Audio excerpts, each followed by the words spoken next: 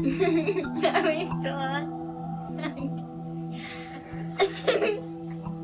where are you going today? I'm going to Children's Mercy Hospital to see my dentist for my teeth. Imagine living a life trapped in lies, where the person meant to protect becomes the source of torment. Gypsy Rose Blanchard's story with her mother Dee Dee is one of abuse, manipulation, and desperation under Munchausen syndrome by proxy. In 2015, Gypsy conspired with her boyfriend to murder Dee Dee, shocking the world and sparking vital debates on hidden abuse and survival. Subscribe for more gripping true crime stories. Gypsy Rose Blanchard was born in 1991, and from the earliest days of her life, her mother Dee Dee began constructing a false narrative that Gypsy was severely ill. Dee Dee claimed Gypsy suffered from leukemia, muscular dystrophy, epilepsy, and developmental delays, often needing a wheelchair and various medical interventions. She portrayed herself as the devoted, self-sacrificing mother caring for a fragile child. The community believed this story, donating time, money, and support. Gypsy appeared sickly, weak, and dependent, but this was a carefully orchestrated illusion. Medical investigations eventually revealed that Gypsy was, in fact, healthy, and that Dee Dee's behavior fit the rare and dangerous condition known as Munchausen syndrome by proxy, a mental disorder wherein a caregiver fabricates or induces illness in someone else to gain attention and sympathy. Dee Dee controlled every aspect of Gypsy's life. She shaved Gypsy's head to simulate chemotherapy-induced hair loss, forced her to use a wheelchair even though she could walk, and administered unnecessary medications and surgeries. The years of deception left Gypsy isolated, her education neglected, and her reality distorted. She lived under constant surveillance and control, her every move dictated by her mother's demands. Attempts to reach beyond created walls were often stifled. Even Gypsy's own romantic relationships were monitored, denying her normal teenage autonomy. The abuse was hidden beneath layers of sympathy from outsiders, including doctors, neighbors, and charitable organizations. The years of living under Dee Dee Blanchard's control slowly pushed Gypsy Rose into a state of desperation. Her entire existence was dictated by lies of fabricated illnesses, endless medical procedures, and a life confined to a wheelchair she did not need.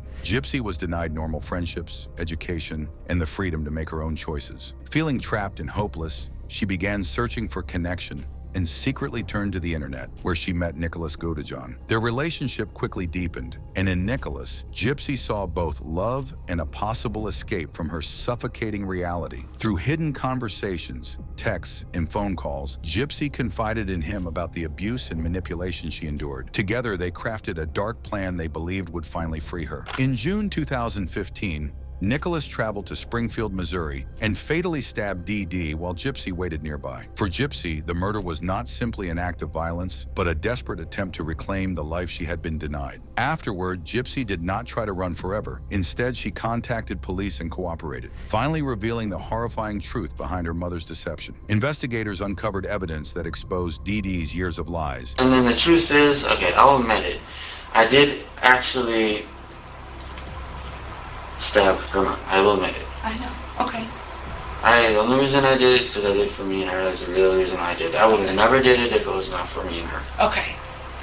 So you wouldn't have done it if somebody else would have asked? No. Okay. There's no way I would have did it for anyone else. Okay, so you just I did. truly do worship her to the point there's nothing I want to do for her. Okay.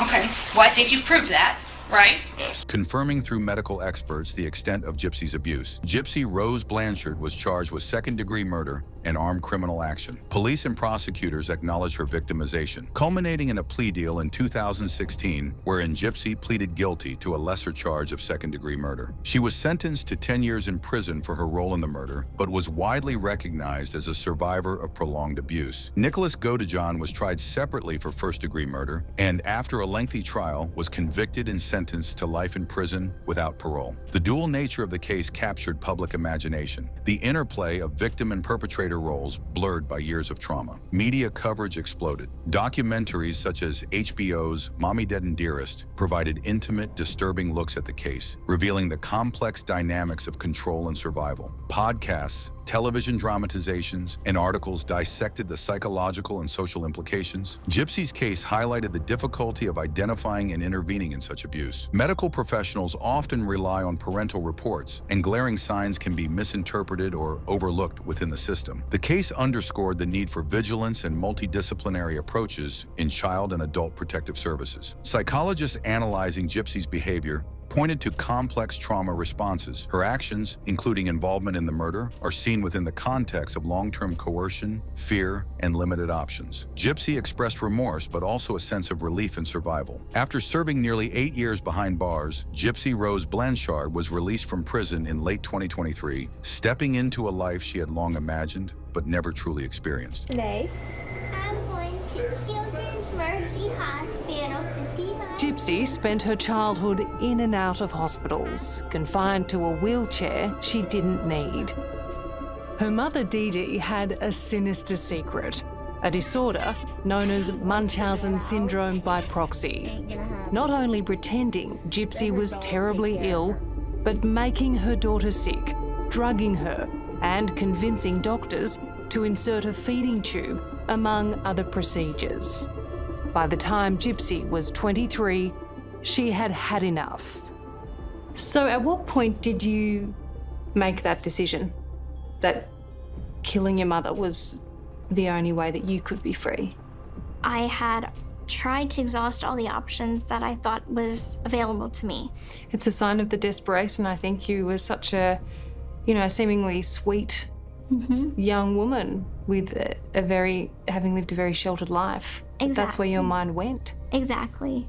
Gypsy embraced the chance to speak openly, sharing her truth about the years of deception and her struggle for liberation. She used her voice not only to tell her story, but also to advocate for victims of hidden abuse, shining light on cases where silence and manipulation keep suffering invisible. Her freedom also reignited critical conversations about the systemic failures that allowed Dee Dee's lies to go unchallenged for so long. How could doctors, neighbors, and even charities overlook the warning signs? Why did the system fail to protect a child trapped in fabricated illnesses? These questions remain central in discussions inspired by Gypsy's life after prison, emphasizing the urgent need for greater awareness and vigilance. Although her path forward is uncertain, Gypsy has become a symbol of resilience and survival. Her case is not simply about crime and punishment. It represents the ongoing struggle of reclaiming autonomy after years of control. Each step she takes in freedom demonstrates the enduring strength of the human spirit. Her story serves as both a cautionary tale and a beacon of hope, reminding us that even when justice is tangled in complexity, the pursuit of healing and agency can still prevail. The story of Gypsy Rose Blanchard is more than a shocking crime. It is a journey of survival shaped by manipulation, abuse, and desperation. Dee Dee Blanchard's lies created a prison of fabricated illnesses, stripping Gypsy of her freedom in childhood. Gypsy's life continues to spark conversations on hidden abuse, mental health, and the silent battles many endure. Her story stands as a haunting reminder that freedom sometimes comes at unimaginable costs, but also as a symbol of the human will to reclaim life. If you found Gypsy Rose Blanchard's story chilling and thought-provoking, make sure to hit the like button, share your thoughts about the case in the comments, and don't forget to subscribe to our channel.